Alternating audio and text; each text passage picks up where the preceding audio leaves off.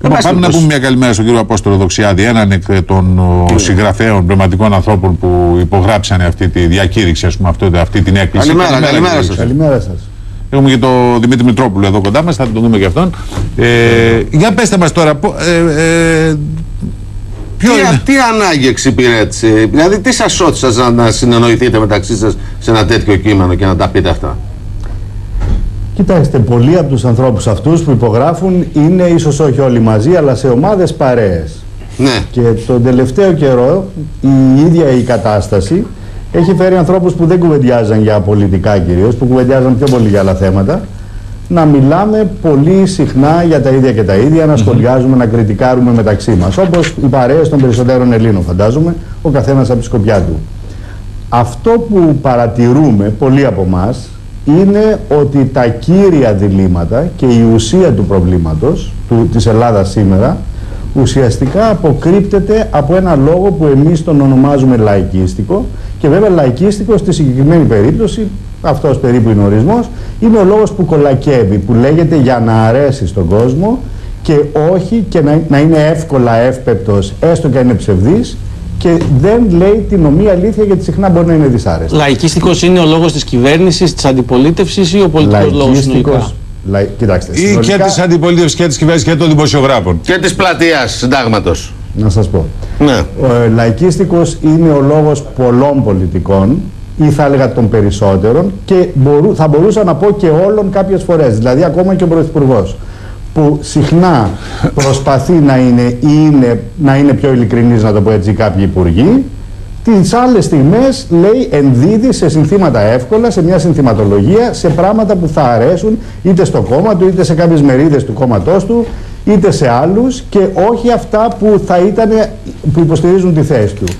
Είναι λοιπόν ανθρώπων. Δεν μπορώ να καταδικάσω κατηγορίες, γιατί είναι άδικο. Είναι, θα έλεγα όμως, σε μεγάλο βαθμό συνολικά, θα έλεγα, των κομμάτων της αντιπολίτευσης, μεγάλου μέρους της κυβέρνησης, ακόμα και του ίδιου του Πρωθυπουργού, και μεγάλου μέρους των μέσων. Φυσικά όχι όλων σε αυτές τις κατηγορίες. Γιατί δεν πάτε, ας πούμε, παράλληλα ή δίπλα-δίπλα, ή δεν μπαίνετε ή δεν ταυτίζεστε, ας πούμε, ένα κίνημα όπως του Μίκη, ας πούμε, που έχει πανεπιστημιακούς, που έχει... Γιατί η θέση μας είναι κάθετα εναντίον της θέσης του κινήματος του Μίκη. Γιατί έχουμε ακριβώς, διαφωνούμε κάθετα. Ο Μίκης δαιμονοποιεί αυτή τη στιγμή τους ξένους εταίρους μας, την ένταξή μας στην Ευρώπη, εμφανίζει το μνημόνιο ως περίπου ένα μπαμπούλα που έχει έρθει να φάει την Ελλάδα. Εμείς λέμε ακριβώς το αντίθετο, ότι το μνημόνιο είναι οι αναγκαίοι όροι ενός δανείου που δεν θα παίρναμε αλλιώς, γιατί είχαμε φτάσει να είμαστε τα μαύρα μας τα χάλια, είχαμε φαλήρει. Η δαιμονοποίηση δεν οδηγεί πουθενά, συσκοτίζει τον κόσμο, δεν αφήνει να δούμε την πικρή αλήθεια ότι πρέπει να ανατάξουμε τις δυνάμεις μας για να βγούμε από την κρίση, και πουλάει το πιο εύκολο και πιο λαϊκίστικο σύνθημα απ' όλα. Ο Μίκης βέβαια είναι ένας γίγαντας στη μουσική, αλλά αυτό δεν του δίνει εγκυρότητα, θα έλεγα, ιδιαίτερα τα τελευταία χρόνια, στο να λέει κάτι άλλο. Δεν κανενός υφήλει. Συγγνώμη, τώρα αντιλαμβάνεστε ότι θα κατηγορηθείτε ως κίνηση διανοουμένων της κυβέρνησης, έτσι? Βαποράκια της κυβέρνησης θα σας πούνε. Θα σας την παίζουν ότι είσαστε βαποράκια της κυβέρνησης. Πώς, αφού είπε ότι λαϊκίστικος είναι και ο λόγος του Πρωθυπουργού, Απόστολος Δοξιάδης, πώς είναι βαποράκια? Όχι, το τσιγκλάμε τώρα, για να το τσιγκλίσουμε το λέμε. Μου αρέσει. Βαποράκια και παπαγαλάκια της κυβέρνησης θα σας πούνε. Και τη Τρόικα. Κακώς φυσικά θα σας πούνε. Καταρχήν μπορεί να μας πούνε ό,τι θέλουν, και πάντα βρίσκεται κάποιος ο οποίος λέει και για οποιονδήποτε και για τον πιο καλό άνθρωπο στον κόσμο, τον πιο σωστό, θα πει τα αντίθετα. Αυτό από μόνο του δεν μας σταματάει, δεν μας απασχολεί, ας πει ο καθένας ό,τι θέλει. Δεν στοχεύουμε σε πολιτικές καριέρες, δεν έχουμε φιλοδοξίες, δεν περιμένουμε τίποτα από την κυβέρνηση προσωπικά και ούτε από την αντιπολίτευση. Εμείς τη δουλειά μας την κάνουμε, δεν είμαστε πολιτικοί ως επάγγελμα, οπότε δεν μας ενδιαφέρει. Από εκεί και πέρα, να σας απαντήσω στην ουσία αυτού που λέτε, πέραν του τι θα πει ο καθένας, παπαγαλάκια ή ξέρω εγώ καναρίνια ή ό,τι άλλα πουλάκια. Εμείς αυτή τη στιγμή λέμε την αλήθεια που πιστεύουμε και στιγματίζουμε στάσεις και όχι πρόσωπα, αλλά αν μου ζητάτε να το εξειδικεύσω σε πρόσωπα, το κάνουμε πολύ μεγάλη χαρά. Κυρίως κατηγορούμε σε πολύ μεγάλο βαθμό τον Πρωθυπουργό και την κυβέρνηση για διγλωσία, για αβουλία, για ασυνέπεια και συχνότατα για ψευδολογία σε ορισμένα θέματα. Να σας πω ένα πολύ συγκεκριμένο παράδειγμα. Εμφανίζεται αυτή τη στιγμή ότι εφαρμόζεται μια σειρά μέτρων. Μέσα σε αυτά είναι περικοπές σε κάποιους χώρους του δημοσίου.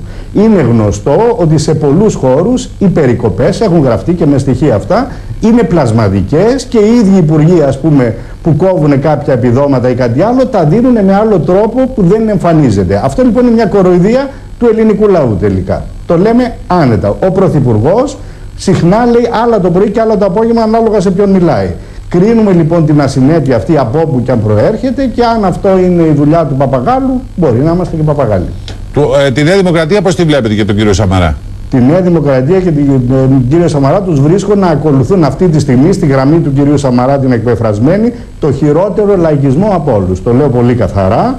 Αυτή τη στιγμή πιστεύω, εδώ αν θέλετε είναι κάτι που δεν ελέγχεται από την πραγματικότητα, αλλά είναι η προσωπική μου άποψη και αυτό να το διευκρινίσω. Έτσι, ότι εδώ δεν είμαστε συλλογικός φορέας να είμαι εκπρόσωπος των 32 και άλλα. Όχι, ούτε έτσι σας φωνάξαμε εμείς να.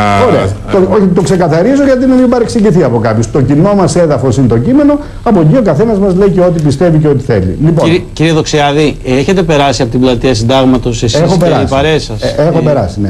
Η γνώμη σας για τους αγανακτισμένους ποια είναι? Η γνώμη για τους αγανακτισμένους πάλι δεν μπορεί να είναι μία, γιατί δεν νομίζω ότι κάθε άνθρωπος που είναι εκεί είναι με την ίδια ατζέντα, με το ίδιο πρόγραμμα. Είναι σχεδόν ξεχωριστός ο καθένας. Είναι, ναι, αν θέλετε, έχω δει, να σας το πω αλλιώς, ανθρώπων ακόμα και στο θέμα του μνημονίου, να το πω έτσι, φιλομνημονιακούς. Εγώ δεν ορίζω τον εαυτό μου ως φιλομνημονιακό, γιατί δεν είναι αυτό το θέμα. Έχω δει όμως και ανθρώπους που θα δήλωναν τον εαυτό τους φιλομνημονιακό να πηγαίνουν εκεί. Μάλιστα κάποιος μου είπε και με διασκέδασε, γιατί είναι ένας πολύ έτσι σεβαστός επιχειρηματίας, θα έλεγα, άνθρωπος με κοστούμι, πάει το πρωί στο γραφείο του, έτσι στη δουλειά του, ο οποίος μου τότε μούτζωνε και φώναζε κλέφτες.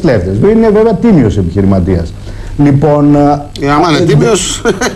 Κοιτάξτε, καλά έκανε. Καταλαβαίνω. Όχι, ναι, εντάξει, εμένα ξέρετε να σας πω κάτι.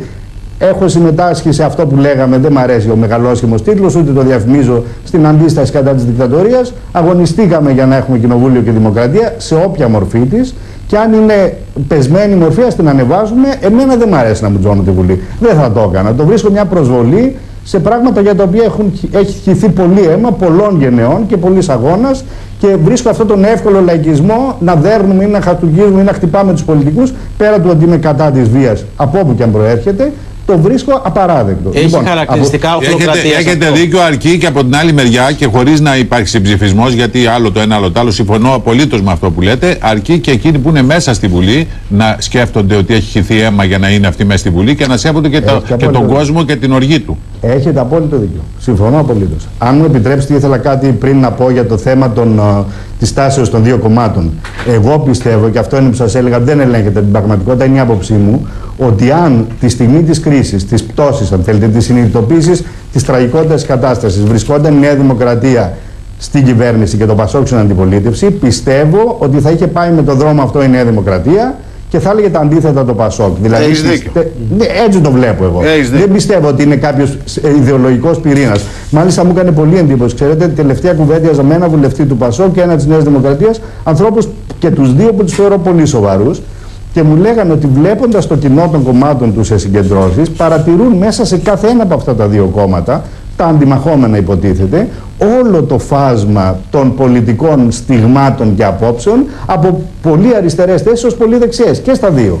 Ότι ουσιαστικά δεν υπάρχει τίποτε χαρακτηριστικό που να τοποθετεί κάπου το ιδεολογικά το ένα σε σχέση με το άλλο. Και αυτό είναι πολύ ενδιαφέρον, ξέρετε. Μάλιστα. Λοιπόν, κύριε Δοξιάδη, να μας επιτρέψετε να μιλήσουμε με τον κύριο Κουρουμπλή, διότι έχουμε και τρέχοντα θέματα. Κύριε Κουρουμπλή, καλημέρα. Βεβαίως. Καλημέρα σε εσάς και καλημέρα στον κύριο Δοξιάδη. Χαίρετε, κύριε Κουρουμπλή. Τι κάνετε, τι θα γίνει, θα ψηφίσετε, εσείς θα ψηφίσετε? Όχι, καθίστε να χαιρετήσω και εγώ την πρωτοβουλία των πνευματικών ανθρώπων.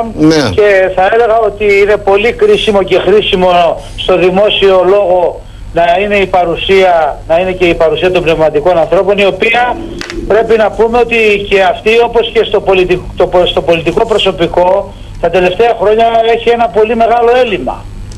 Εντάξει, πάντως εγώ να πω ότι εκτός από τα μπινελίκια και τα ψιλοκραξίματα που ακούμε και με το δίκιο τους πολλές φορές ο κόσμος, γιατί και με εμάς τους δημοσιογράφους που τα έχουν εν πωλήσει έχουν και δίκιο, υπάρχουν και άνθρωποι οι οποίοι λένε, τώρα πήραμε τα μηνύματα, ας πούμε, πολύ καλός, πολύ ωραίος ο λόγος του κυρίου Δοξιάδη. Μην το κάνετε αυτό, το έχουν ξανακάνει και δεν μου αρέσει καθόλου. Αφού το λέω, λοιπόν, πολύ ωραίος ο λόγος, ένας άνθρωπος μακριά από το λαϊκισμό των υπολείπων, και έχουμε ανάγκη από τις φωνές και έχουν απόλυτο, εγώ το προσυπογράφω. υπογράφω αυτό που μου στέλνουν τα μηνύματα και με συγκίνηση τα ακούω. Ωραία. Κύριε Κουρουπλή, τώρα επί του προκειμένου, στην πεζή καθημερινότητά μας, τι θα κάνετε εσείς, θα ψηφίσετε το μεσοπρόθεσμο, γιατί... Το ερώτημα, κύριε Οικονομέα, είναι αυτή τη στιγμή, αν θα ψηφίσουμε, προηγούνται άλλα πράγματα.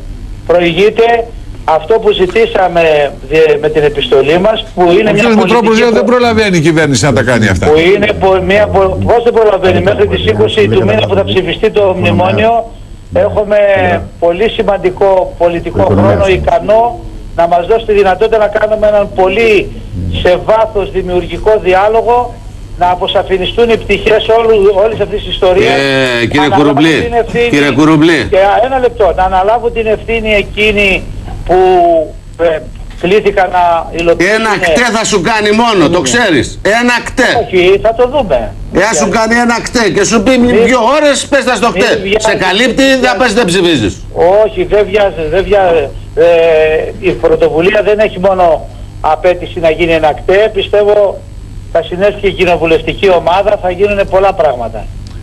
Υπήρχαν και άλλοι βουλευτές που θα θέλαν να υπογράψουν αυτή την επιστολή, αλλά πιεστήκανε. Κύριε Οικονομέα, μίλησα ειλικρινά, σας το λέω, με πολλούς βουλευτές που δεν είχαν υπογράψει, γιατί ίσως δεν προλάβανε, γιατί δεν τους βρήκανε, αλλά μίλησα με αρκετούς συναδέλφους και δεν βρήκα, ειλικρινά σας λέω, από κανέναν... Ένα λεπτό, με συγχωρείτε που σας διακόπτω, γιατί εγώ έχω την εντύπωση ότι κάνετε λίγο φασαρία για τη φασαρία. Είναι διευρυμένο αυτό το κτέ που θα γινόταν, που σημαίνει ότι όποιος βουλευτής θέλει να πάει, μπορεί να πάει. Άρα γιατί μιλάμε για κοινοβουλευτική ομάδα? Δηλαδή μήπως εδώ παραβιάζετε θύρες που είναι ανοιχτές?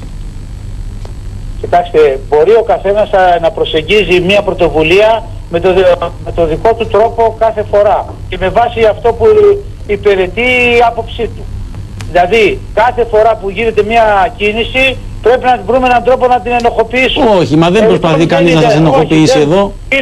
Είναι, κύριε Καμπουράκη, μια πρωτοβουλία με πολιτικό περιεχόμενο και με συγκεκριμένες αναφορές. Και όταν οι βουλευτές βάζουν την υπογραφή τους σε ένα κείμενο και λένε θέλουμε απολογισμό, είναι πολιτική πρωτοβουλία. Μα αυτό το κτέ ήταν ανοιχτό σε όλους, οποιοσδήποτε μπορούσε να πάει. Πού είδατε εσείς το κτέ? Το κτέ αυτό έχει προγραμματιστεί από την προηγούμενη εβδομάδα, δεν έχει κλείσει το μεσοπρόθεσμο, γι' αυτό δεν έγινε. Μα δεν έχει προγραμματιστεί κτέ. Μα αφού δεν έχει τελειώσει το μεσοπρόθεσμο ακόμα. Εμείς δεν ζητήσαμε να είναι το κτέ ανοιχτό, ούτως ή άλλως το κτέ είναι πάντα ανοιχτό. Βέβαια, είναι ανοιχτό σε όλους. Όποιος θέλει να πάει. Παναγιώτη. Είναι να γίνει απολογισμός, να δούμε πού προχώρησαν τα πράγματα και πού δεν προχώρησαν, να κατανεμηθούν και ευθύνες. Δεν είναι έτσι απλό τα πράγματα. Μπαίνει ένα δεύτερο ζήτημα που έχει να κάνει για τη διαδικασία στην Ολομέλεια του Κοινοβουλίου. Δεν είναι, νομίζω ότι είναι μια πρόταση και μια πρωτοβουλία με πολύ ουσιαστικό περιεχόμενο. Όλα αυτά δεν Κύριε Κουρουπλή, πάντως να σας πω κάτι. Μην την αδικούμε. Κύριε Κουρουπλή, να σας πω κάτι κυρίως για να σας τσιγκλίσω, αφού χρησιμοποίησαμε αυτό το ρήμα για τον κύριο Δοξιάδη. Όσο θέλεις. Λένε πολλοί ότι λειτουργείτε ως βαλβίδα εκτόνωσης μέσα στη... Το λέτε, κάνετε μια παζαρία εκεί, μια βαλβίδα εκτόνωσης και στο τέλος... Κύριε Οικονομέα, άμα δεν μιλάμε, λέτε... Τελούμε την... Δεν το υιοθετώ εγώ, απλώς σας το λέω για να μια απάντηση. Τώρα, σε ό,τι με αφορά, γιατί δεν είμαι εκπρόσωπος και εγώ τον 16, εγώ εκπροσωπώ τον εαυτό μου. Πάντως μοιάζει με όλα αυτά που ζητάτε να κάνει η κυβέρνηση για να ψηφίσετε το μεσοπρόθεσμο, μοιάζει σαν να έχετε αποφασίσει να μην το ψηφίσετε. Κύριε Οικονομέα, φαντάζομαι να έχετε πιστεί όλο αυτό το χρονικό διάστημα ότι δεν υποκύπτω στη λογική ότι η σιωπή είναι χρυσός, αλλά ακολουθώ την ρίση του Κράμψη που λέει συγχαίρομαι την σιωπή και την αδιαφορία. Μάλιστα. Ωραία, ευχαριστούμε κύριε Κουρουπλή. Ο Γκράμψη είχε πει και ένα άλλο. Όποιος δεν έχει προσωπικές φιλοδοξίες είναι τρελός ή επικίνδυνος, είχε πει ο Γκράμψη. Ναι, και αυτό είναι. Όχι, για να μην θυμόμαστε μόνο τώρα, θυμόμαστε και το άλλο. Λοιπόν, καλημέρα. Κύριε Κουρουπλή, κύριε Δοξιάδη, θα τα ξαναπούμε. Η σιωπή και η αδιαφορία πάντως, κύριε Δοξιάδη, όντως είναι μια κατάσταση που είναι εχθρική προς το πνεύμα, έτσι.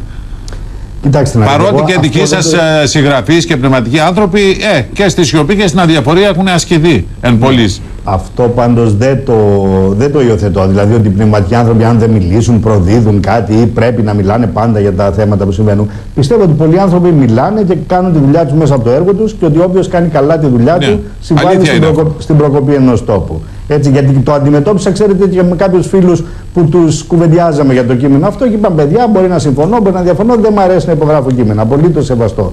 Από την άλλη μεριά, ξέρετε, υπάρχει και αντίστροφη τάση. Ο μηδενισμός, αυτό που είπε και λίγο ο κύριος Χορυπλής, ότι όσο δεν μιλάμε ή δεν έβγαινε κάτι τέτοιο, λέγανε που είναι οι πνευματικοί άνθρωποι, μόλις βγαίνει κάτι, ότι υπάρχουν πολλοί που λένε τώρα εμφανιστήκατε ή αυτά βρήκατε να πείτε. Κοιτάξτε. Καλημέρα σας. Τα λέμε πάλι. Ευχαριστούμε πολύ. Εντάξει, γεια χαρά σας. Καλημέρα.